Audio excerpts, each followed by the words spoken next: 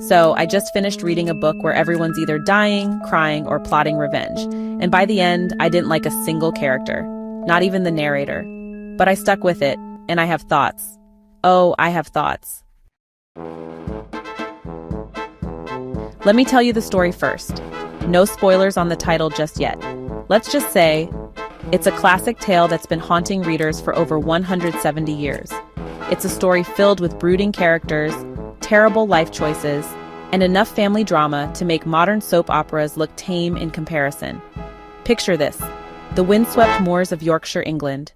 Two neighboring estates, one grim and weather-beaten, the other refined and elegant. And between them, a cast of characters so dysfunctional they make your average family Thanksgiving dinner look like a peaceful meditation retreat.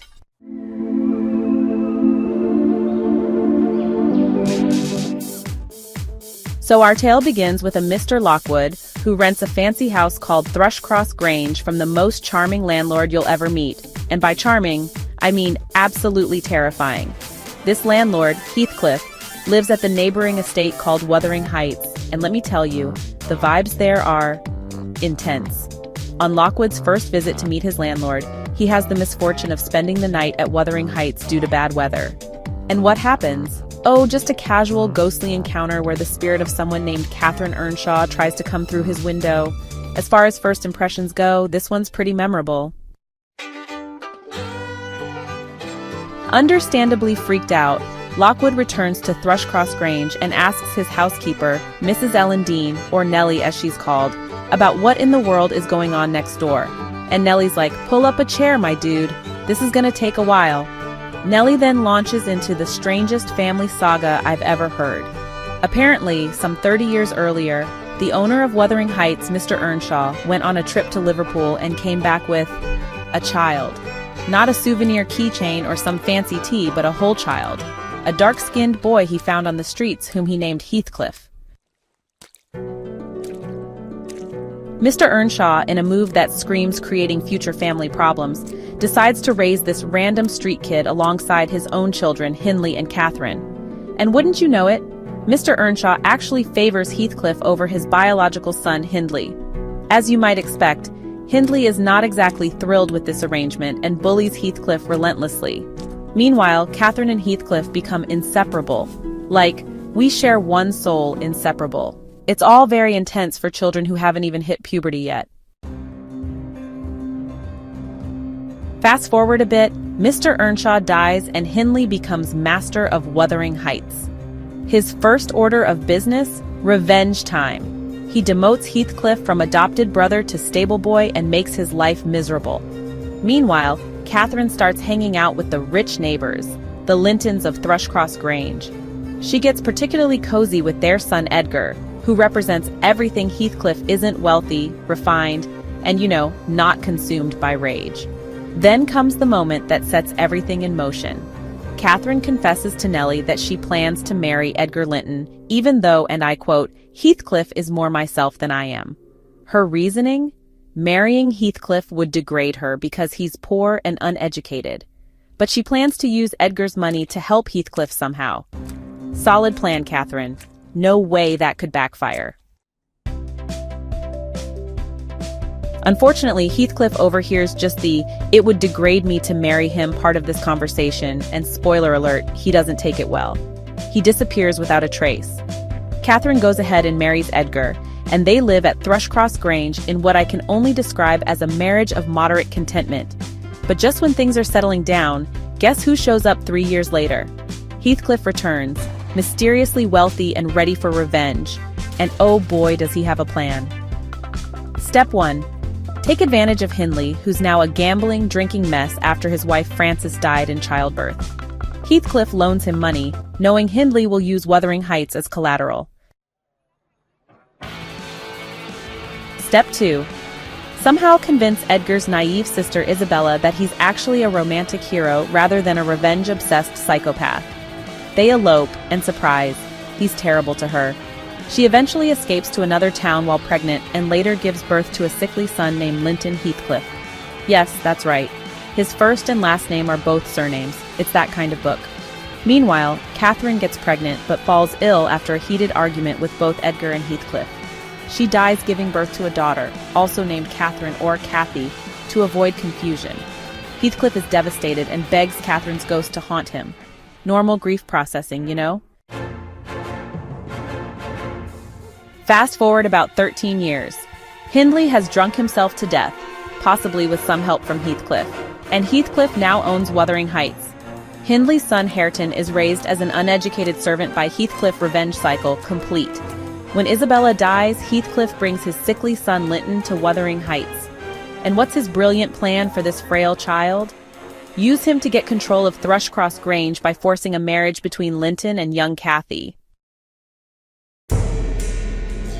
Through a series of manipulations that would make Machiavelli proud, Heathcliff manages to imprison Cathy and force her to marry his dying son, just as her father Edgar is on his deathbed. When both Edgar and Linton die, Heathcliff ends up owning both Wuthering Heights and Thrushcross Grange.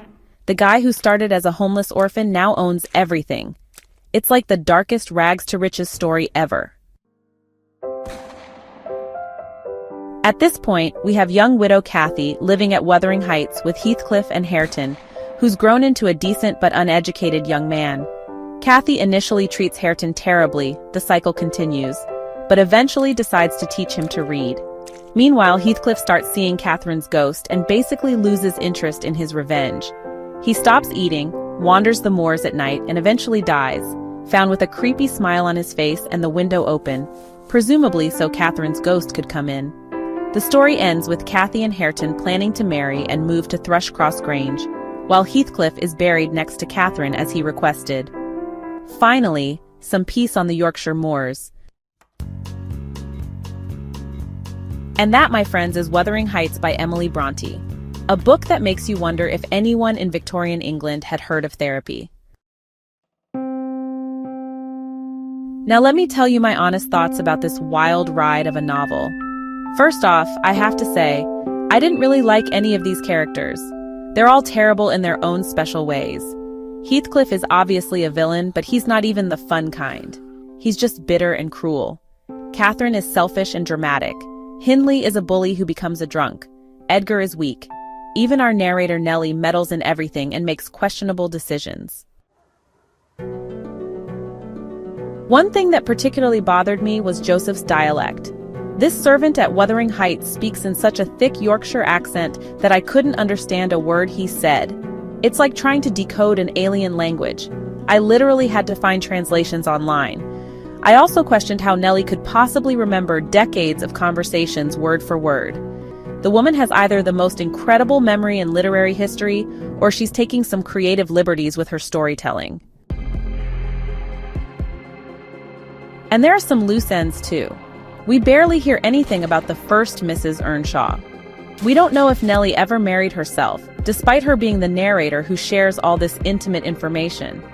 The relationships in this book are incredibly complex, almost incestuous in their closeness. Everyone is connected through marriage or blood or both. The Earnshaws, the Lintons, and Heathcliff's line get all tangled up over 2 generations in ways that would make a family therapist's head explode.